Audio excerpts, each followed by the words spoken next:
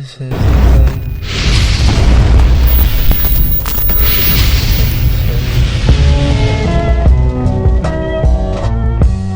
have to show this incriminating evidence here of The Rock getting defeated. Yeah. I mean, they have actually fought, and they both kind of won. But yeah, Batman defeats Black Adam. And yes, I consider The Undertaker to be WWE's Batman, okay? So don't judge me, okay? Wow. I like Taker there more than I like Austin, actually. And I love Austin. Austin's my number one. I know, but I'm just saying I liked Austin better, and I got upset when I found out that The Undertaker was the second choice. That kind of ruined it for me. Yeah. So real quick, I'm not really against it, to be honest. I think it's a better choice, though. I think Austin is the logical choice, but I think Undertaker is better because you can get him in and out the ring faster, and it's WrestleMania, and he's like synonymous with WrestleMania. They should have done both, in my opinion. I think that. I don't think that they could. If they had an Undertaker come in, I don't think that there was a way they could have done both because, let's face it, if Stone Cold Undertaker did I don't see how that could work as well. I mean, it could work unless you're talking about Stone Cold stuns The Rock and then Undertaker then choke slams The Rock. A lot of people may not know, but Rock and Taker have more people know that Rock and Austin fought. Not really much with Rock and Taker. More people think Rock and Taker is essentially more of a dream match when they didn't realize it actually did happen. So it happened. Just to let you guys know, Nerman picked out this topic. The title of it is "The Rock Exposing Modern Wrestling." Exposing? Come on, Nerman. What do you mean by that? So we can see where you're coming from. So, Nerman, go ahead. This is your topic. You leave it out. Can I quickly say something? Then I can go first. Yeah. Go ahead. Yeah. Okay. That was shit. He should have stayed retired. Tony Khan is a bitch, and that Joker trailer looks like shit. Okay, see you later. Oh wow. I'm with him on the last one. It's wild. It's wild to me that you. It's wild to me that you still let that racist on our channel, bro. He's literally a clan member. Everyone. Hold on. You need to have white people on your channel so you have credibility. Try to understand that, Birdman. Come on. Yeah. Plus, my name is literally like a Lives Matter kind of thing, just with alligator. So I don't know what you guys are talking about. Mm-hmm. How we go from KKK to wrestling? How did that happen? I don't know how. But I'm gonna try. I don't know. I'm gonna try. Oh yeah, I think it's because Jaden messed up the timeline. So Nerman, you said The Rock is wrestling. I don't watch wrestling. I don't watch wrestling because it's trash. I mean, I was into it, when I was a kid, obviously. During the days where they were all coked up, crazy people like Ric Flair, the Macho era as well, because it kind of brought me back to my childhood, but it was for more mature, right? It was more mature kind of stuff for my age. Now, every once in a while, and it's basically, I know exactly the points that I've got back into wrestling, or I just kind of watched it briefly just out of curiosity of what's going on, is when the Rocks come back, because it's a big deal, or maybe one of the Attitude Era guys come back, right? Because it's kind of a big deal that they've come back. But I'm watching it this time, and I'm there's this guy Cody Rhodes, right? He's supposed to be champion. He formerly was Stardust, right? Yeah, Stardust. A weird character. Completely mid-card. There's nothing about this guy that screams to you world champion. You think of The Rock, you think of Stone Cold, you think of the Macho Man, you think of Kurt Angle, you think of Undertaker, when you think this is world champion material, right? Yeah, that I will agree. I do agree that, I still don't think Cody was much of a a championship material. But that does not mean he could not become. Oh, it does. It means he should not become champion at any point. Now, wait a There's second, no though. reason. Y'all skipping over something. Y'all skipping over thing. His name is Cody Rhodes. So the fact that he's the son of Dusty Rhodes is what makes him championship material. So it's not him. This is why I say that. No, wait a second. This is why I say that. It's not just because of Cody's personality, but him being the son of Dusty Rhodes creates the legacy within the championship position as it is. So that's why it's important for Cody to be the champion. Not because of what he's doing, but the fact he's the son of Dusty Rhodes. But that's what creates storyline. He still has to earn it, though. He still has to earn it on his own. Yeah, plus, I agree that he's a legacy wrestler, but even with Bret Hart and the Hart family, you still have to earn the right to be a champion. You don't just get it because of who their dad was. Yeah, but that's what this whole finish the story stuff was about. The fact that the Rhodes were never able to win the championship, and now here comes Cody trying to do what his father never did. That whole thing, like it's a legacy conversation that dates back to the days of Ric Flair and Hulk Hogan and stuff like that. Right, I see what you. So, I actually, Guru, I'll actually give you your due there. I think that's a valid point. The only problem I have is okay. Continue. No, go. No, I was gonna say, so like Jinder Mahal did not brought the same. I mean, to be honest, I think even then WWE has always kind of been like the same. It's always had like the same kind of topics. So that's why for me personally, when I watch WWE, it's just for fun. I don't really see much of the story and all that, but yeah. I was gonna say that the problem that I have with what I'm watching is that none of these guys have any characters. So The Rock comes in, he's the only guy who's actually got a character or any kind of gimmick. Like you can just say, all right, what is The Rock? He's some arrogant guy who refers to himself in the third person because he's that arrogant and he thinks of himself as the great one and he's better than everyone else and everyone else is trash. That's like a summary of like The Rock's character. That is a gimmick, and it's a gimmick that you can actually work with, right? Like you can latch onto. So for instance, Mankind, right? Like when Mankind was in a program with The Rock, even though The Rock was insulting him, much like he was Cody Rhodes, he didn't make him look like a bitch because The Rock could actually play into his gimmick and elevate Mankind's gimmick just by insulting him. So it actually worked. Whereas when The Rock comes in and he's, taking on Cody Rhodes and this other character, Seth Rollins or whatever, what happens is he has to get personal, or he has to go to their mom or their family or something like that because they don't have actual gimmicks. This guy's called the Nightmare. In that defense, that's because in this case they're kind of what I think that they're trying to do is like because it's just all of an act. I think they tried to make the I think they were trying to make. They sometimes will do that just to make like some of the heels go too far. They want to make them look like hey this heel is like legit, like serious. He is the shit. Yeah, I mean, like think of Michael Cole and Jerry Lawler. Like I think even Michael Cole was even insulting Jerry Lawler's like mother, so that's why it kind of makes sense. Good times. I think what he's saying about the gimmick. Okay? Michael Cole, Jerry Lawler. About the gimmick and the character, I agree with because there's no personality piece to Cody Rhodes or Seth Rollins. They have this music and these names, but there's no personality piece. Like the Undertaker was the dead man, and the Heartbreak Kid was zombie. You know what I'm saying? He was the showstopper and all this sort of stuff. And then Austin was the badass. Like, what is Seth Rollins? What is Cody? Like, they don't. So when The Rock comes to the ring, there's nothing he can really say about them. He has to bring in parents and all this other shit to really be a heel because they don't have quite the character to sustain certain jabs and insults and things of that nature. So I think that's actually a good observation.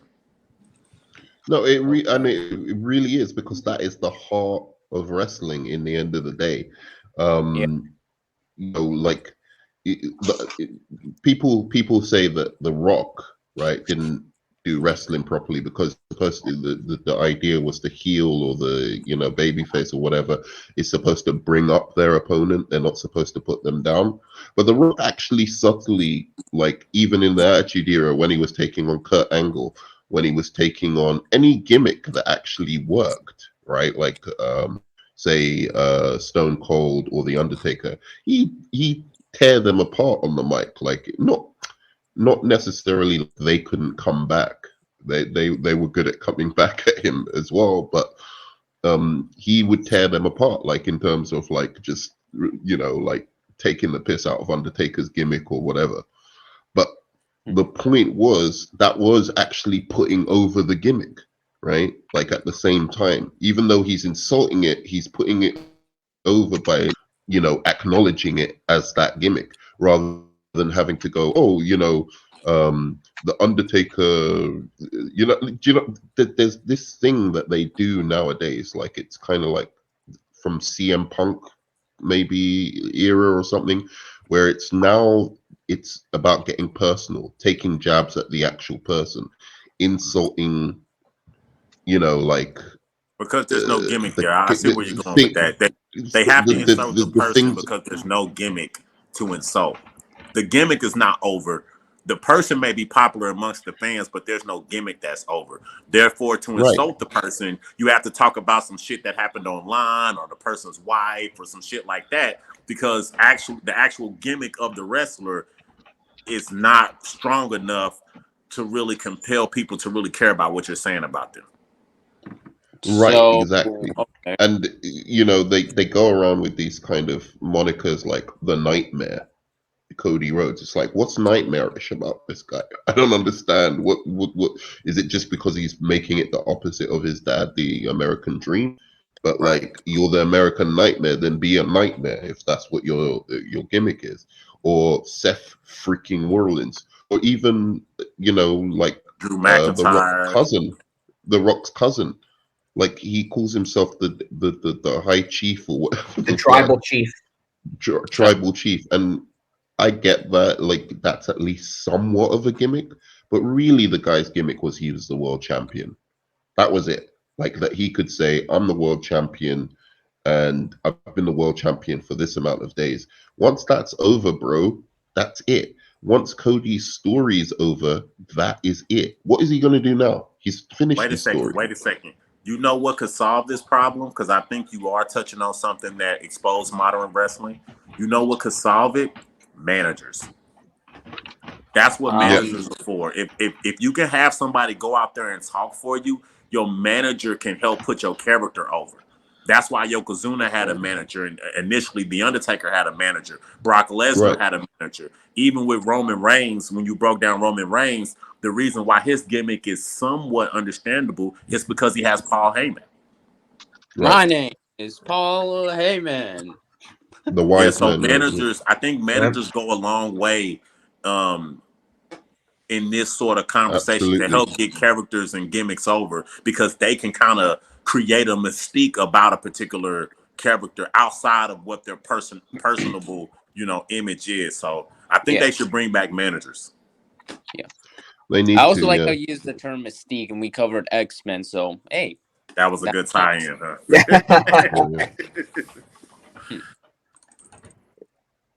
I think the stream got freaking got by I think YouTube got the stream. Oh, WWE, they said bullshit. Yeah. That's why Dots is quiet, and he's like, yeah, hey, stream is coming back in a sec. Don't worry. Yeah. I told K-Dot to be careful with the copyright, and he didn't listen. So this is karma, K-Dot. Yeah, TKO. No, it's WWE. They're more strict. They're way more strict. Back up. We good. Stream been up. Oh, it's okay. You sure? I mean, okay. Now it's back up. Yeah, it's up.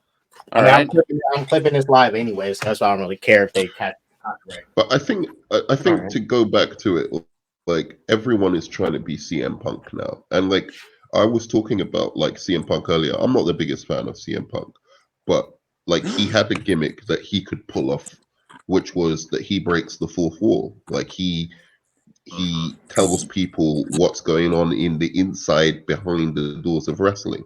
But I always thought like it's kind of silly that this guy is like talking about being the best on the mic, right? Like who gives a fuck? This is a combat. This is a sure, but this is a combat sport. Nobody cares who's good on the mic. You never saw Muhammad Ali, who was actually the greatest of all time on the mic. You know, when it comes to fighting, like talking about like when he's in a press conference with with the other guy, he's like, oh yeah, everybody knows I'm like really good at boxing. I'll outbox you. I'll out spit you on the mic. As what? Why would you care if you're good on the mic when what's concerning you is the fight in the ring? Yeah, but that's a good example. But the problem is everybody knows wrestling is a work now. So to just refer to just the in-ring wrestling alone kind of insults the fans, or you kind of, back in the day they would do that, like Ric Flair and stuff would do all that. But now that everybody kind of knows what's going on in an in-depth way, the other elements of like being on the mic or your interest, like all that stuff takes precedent along with the in-ring fighting. So you make a good point as far as why would you bring that up as an attribute if this is a combat sport. I agree with that. But the fact that the crowd is so educated now, it kind of opens up the door to being good on the mic. I understand that completely, and that's why I say for CM Punk that worked. But what's happened is everyone is now doing the CM Punk thing. You get like Seth Rollins coming in with the like facing off against CM Punk, and he's like talking about AEW, like stuff, and like, do you know what I mean? He's like referring to stuff that CM Punk has done outside of WWE, and it all gets very, very personal. And it's like, that's not being good on the mic, bro. That's what they think is being good on the mic. That's good on the mic for CM Punk because that was his specific gimmick, right? But that's not being good on the mic. Macho Man is being. I would dare say that as much as people insult the Ultimate Warrior, he was better on the mic than CM Punk, and this is why I'll say he's better on the mic than CM Punk, because he put over a character. He put over a character where you were like, okay, the guy's talking gibberish, but I believe he believes that gibberish. Right? I believe that he's into that, and that's his character. That's the Ultimate Warrior. I see your point. He ain't better on the mic than CM Punk, though. But I see the point you're making. But CM Punk is better at putting over his character than Ultimate Warrior was as putting over his character. Nah, that's cap, bro. Are you serious? Yeah, the pipe bomb is the biggest promo in wrestling the past 15 years. Okay, so you would be more intimidated by a pipe bomb by CM Punk than what, like some guy coming up to you with big fucking muscles talking the shit that Ultimate Warrior was talking? Well, who would you be more intimidated by? But no, not intimidated, but I'm more interested in hearing what he has to say. I'm more apt to, after hearing the pipe bomb, to put it like this, after hearing the pipe bomb, I'm more apt to buy a ticket to the next wrestling event than I am hearing Ultimate Warrior ramble on about how he's going to break somebody. Okay, all right. I see what you're saying. I don't agree with that, but I do see what you're saying. Now, that's why I'm saying CM Punk works.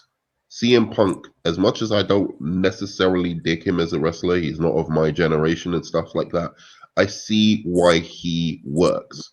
And what you're saying is you don't know what he's going to say, from episode to episode, what he's going to bring up. And that's interesting. It becomes like this kind of reality TV show or whatever, where you don't know what's going to happen, the next episode. So you want to tune in to what he's going to say. I get that. But on the other hand, I don't think it's particularly hard to do what CM Punk does. I could come on here, right, and just bring up personal shit about you that nobody on YouTube knows about, right, and just say that, like, you know, just say those things. Whereas what people like Mankind, what promo guys like Ric Flair were doing, what those guys were doing was they were creating iconic, larger than life characters. I don't think CM Punk was particularly larger than life. He was just saying shit that everybody on the internet, you know, like, I don't know what they call this internet community of wrestling fans or whatever. You could have literally just taken a page from that and then just regurgitate that, you know, added a few humorous bits. But at the it's time, not what. Yeah, at the time in 2012, that was groundbreaking. See, to your point, sure. Now everybody does it, and it doesn't work for everybody. But when CM Punk was initially breaking the fourth wall like that and using that internet talking points and stuff, that was groundbreaking. Breaking the fourth wall, calling The Rock Dwayne on Monday Night Raw and mentioning some of that stuff, that was pretty groundbreaking, which turned him into a larger than life character. But I think your main point or your initial point of now everybody's trying to use that roadmap, it doesn't work for them. It doesn't work for Seth. It doesn't work for Rhodes. It doesn't work for anybody else. But the initial person who brought that to the table, CM Punk, it did and still does work for. Sure. Yeah. Sure. As I said, it's not that wasn't something necessarily against CM Punk, as I said, him as a character that works, but it's the direction that has taken wrestling into is that people just think they can just come in, be themselves, and just talk about their feelings, and that's what a promo is. It's like, that's not what a promo is, dude. That's not what Jake the Snake was doing. That's not what like those guys were doing. They were putting over larger than life characters, and they were selling you on the fact that this guy really is Jake the Snake. This guy is really like a slithery, like, you know, untrustworthy guy who's like a fucking snake. But then right? how do you do that in today's? How do you do that today? Like, how do you get people to believe in a LA Knight, Undertaker, a dead man, a guy who lives in a boiler room, and Mankind? LA Knight, I think Stone Cold is to blame for some of this stuff too, because he turned wrestling, with him being a popular everyman character. Now it's kind of hard to be somebody from the fifth dimension and all this sort of shit. Like, you almost gotta be yourself now. No, so how do you put over a larger than life character in 2024? No. It was always in. Yeah, go on. Like, the Undertaker is a great example. Why did we all love the Undertaker? Because he looked like a biker? No, we loved him because of what he used to be. Yeah. When we see the Undertaker now, we're remembering the persona that he was for the first years of his career. The long trench coat, the eyes going back up. That's who we remember. That's the Undertaker we love. We're seeing some guy dressed up like Triple H is another great example. I mean, like when Triple H came back as a biker, I was like, that's not Triple H. It's that's his name and that's the person. But again, that's not Hunter Hearst Helmsley. It's just, a guy. So my question is, I don't think that's true. I don't think that's true. I think. Wait, hold on, real quick. Go. Wait, Nerman. Jada, repeat that name again. Say that whole name again, very slowly. Triple H's name. Say that shit again. No, say it again. Wasn't it Hunter Hearst Helmsley or something like that? I can't remember exactly. Hunter Hearst Helmsley. But he should continue to keep the Triple H because that is a interesting name he has. Yeah, that's why he was called Triple H, because he was always introduced as Hunter. Yeah. I just call him I just say HHH because it's easier. So yeah. Triple H. But to be fair, I think Triple H, when he changed his gimmick, it was for the better. As much as I don't like Triple H, I think he's. But hold on. Don't you today. like what Triple H is doing right now with the booking decisions and then him taking Vince McMahon's place as the head of creative? Absolutely not. Really? I think they should have got rid of both of them. Triple H is a jealous fool. Mick Foley. What? I don't know. He is a jealous fool, and his booking, he books like a jealous fool. He basically has taken all of the people who have any kind of interesting character or actually, have the charisma to be in the top spots.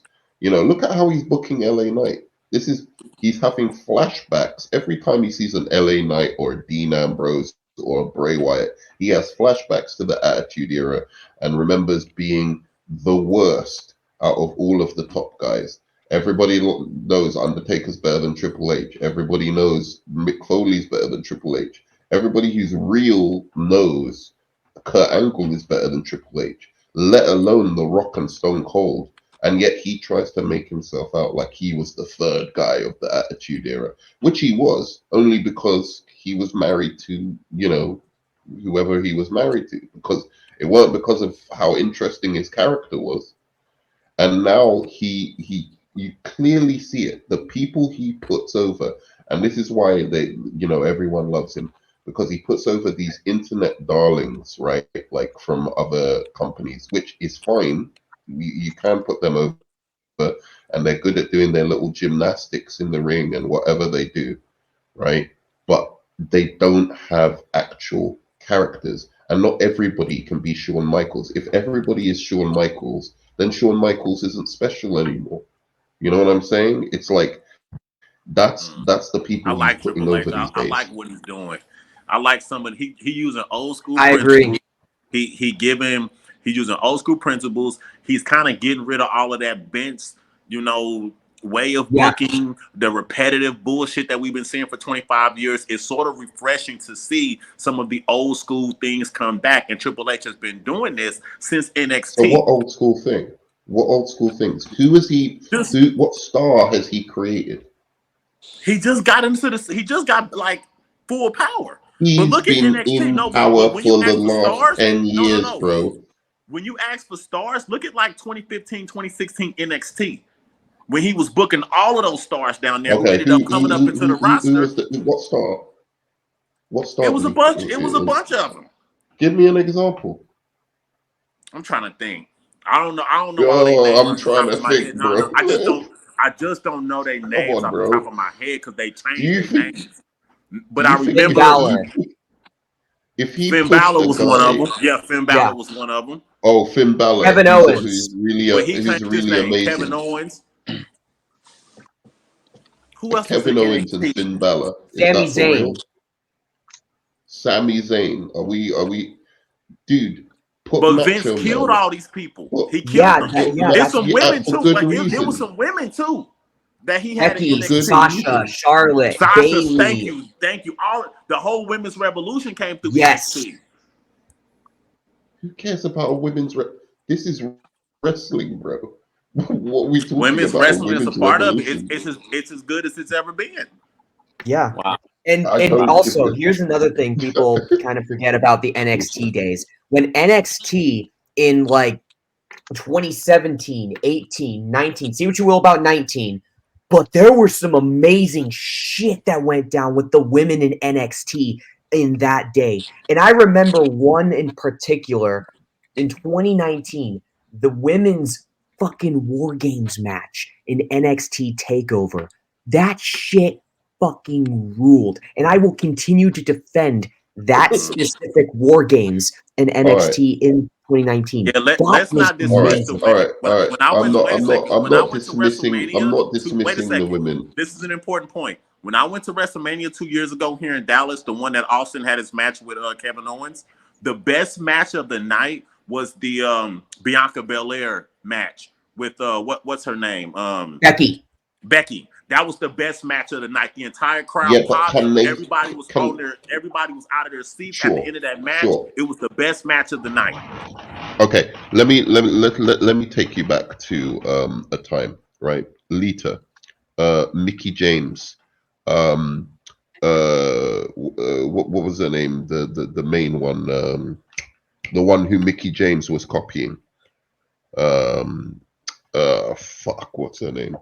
The blonde chick. Are you talking about Michelle McCool? No, I'm not talking about Michelle. Not Tori. No, not Tori. Like the main women's champion. She used to do the kick to the head as the finishing move. As a finishing. Anyway, point being. Are you talking about Alexa Bliss? Nah, no, not Alexa Bliss. Lita. There was Lita, and then there was another one. She used to be manager to Test.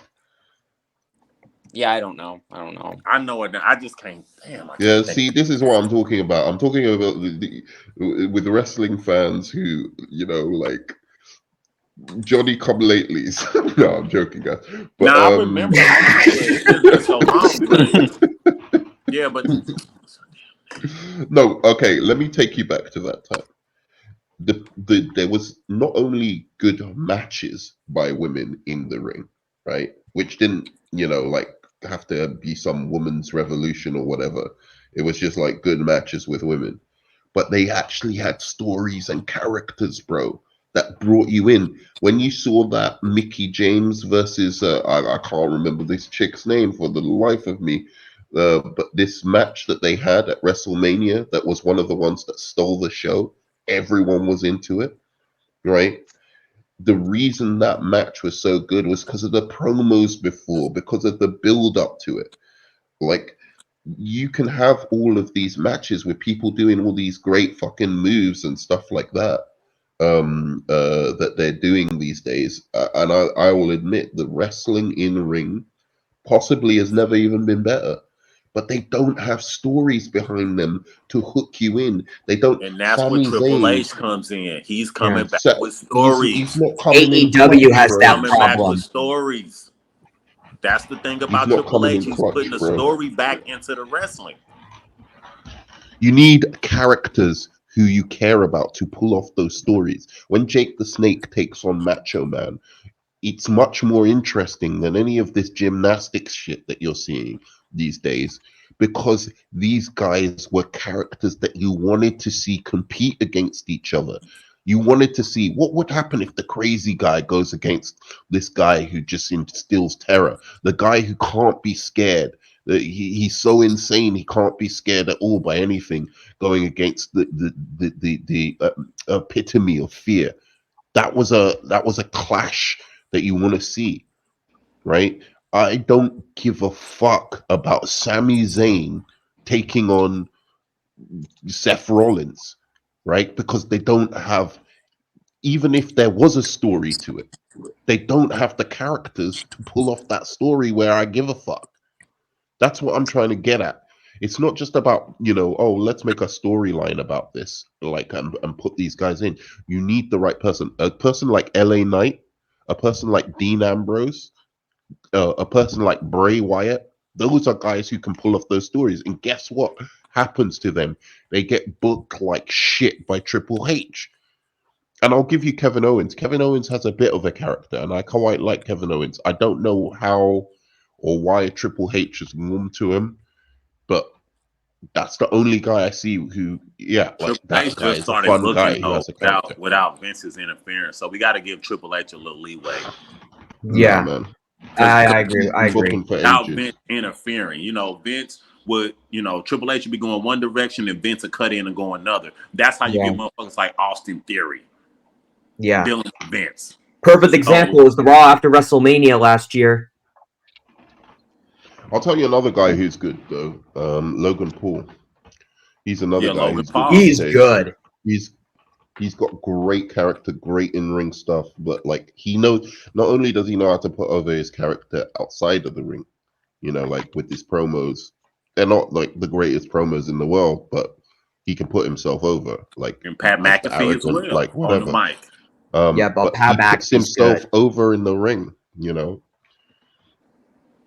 We'll see. I say give Triple H a year, bro. Give him a year. Give him 18 months to a year, and then see if he does anything that makes you rethink of his booking prowess. Now that Vince is completely gone, Mm-hmm. Just give him a chance to see what he can do without Vince, being over his shoulder or being vetoing some of his decisions.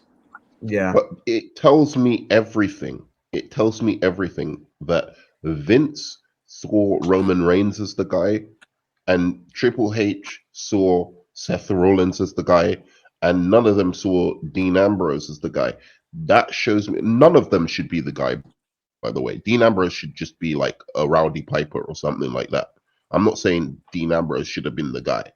Dean Ambrose should have been a really good, solid, like upper mid carder, right? Like they still needed a guy who could center everything. Like that Dean Ambrose could be like a supporting character around, right? Or Bray Wyatt could be a supporting. Bray Wyatt can't be the guy either, right? Like, even LA Knight, to some extent should be a supporting character as well. But in the absence of anybody who could center everything, right?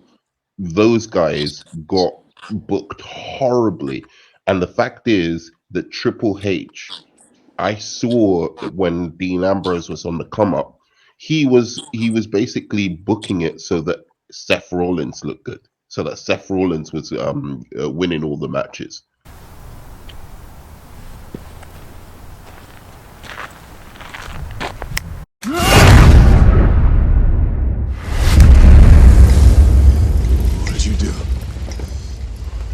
What did you do?